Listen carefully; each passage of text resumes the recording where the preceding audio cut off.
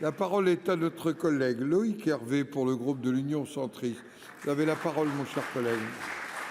Merci, Monsieur le Président. Ma question s'adresse à Monsieur le ministre de l'Intérieur.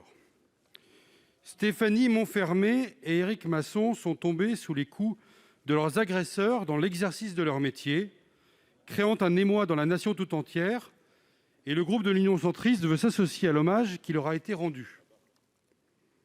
Dans les rangs de nos forces de sécurité, au sein de la police nationale notamment, après les pleurs et la colère, vient le temps des questions. Un grand malaise est perceptible.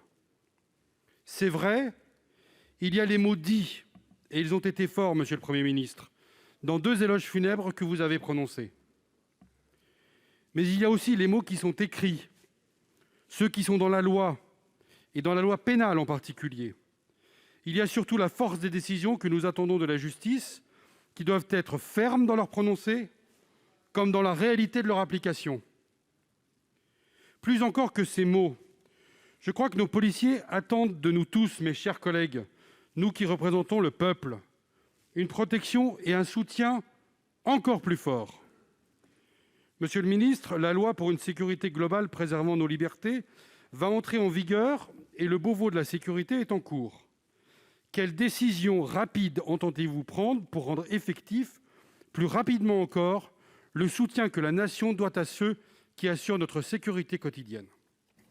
Pour vous répondre, la parole est à la ministre déléguée en charge de la citoyenneté. Vous avez la parole.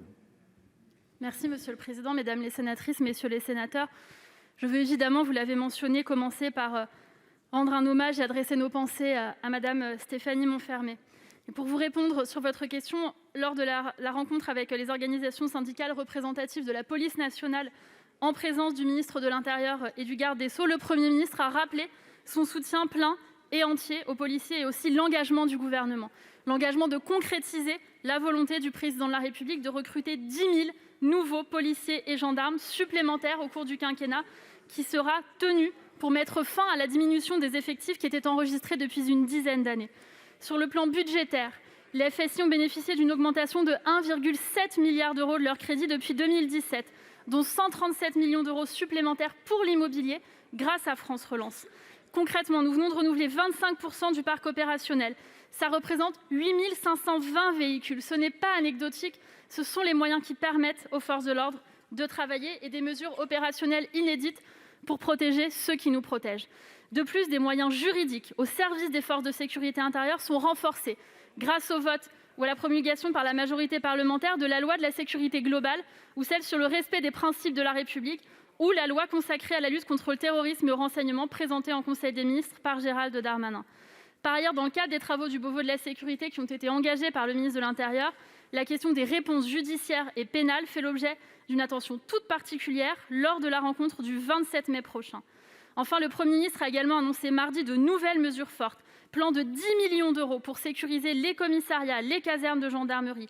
Renfort des moyens de la justice pénale grâce à l'engagement du garde des Sceaux, car il ne peut y avoir d'action policière efficace sans une réponse pénale dissuasive.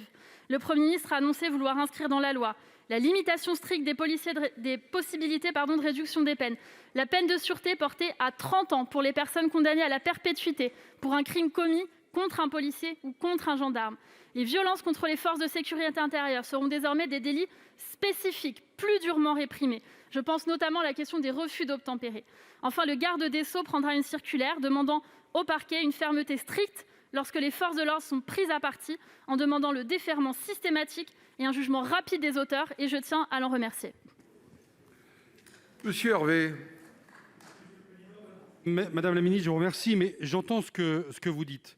Mais c'est individuellement que chaque policier, chaque gendarme attend du changement pour se sentir mieux protégé. L'annonce d'un rassemblement le 19 mai à l'initiative des syndicats de la police nationale témoigne, dans la période singulière que nous vivons, d'un nouveau cri d'alarme. Nous sommes nombreux, ici au Sénat, à l'avoir entendu, et nous serons certainement nombreux à soutenir toutes les initiatives qui iront dans le sens de la protection des forces de l'ordre. Elles le méritent.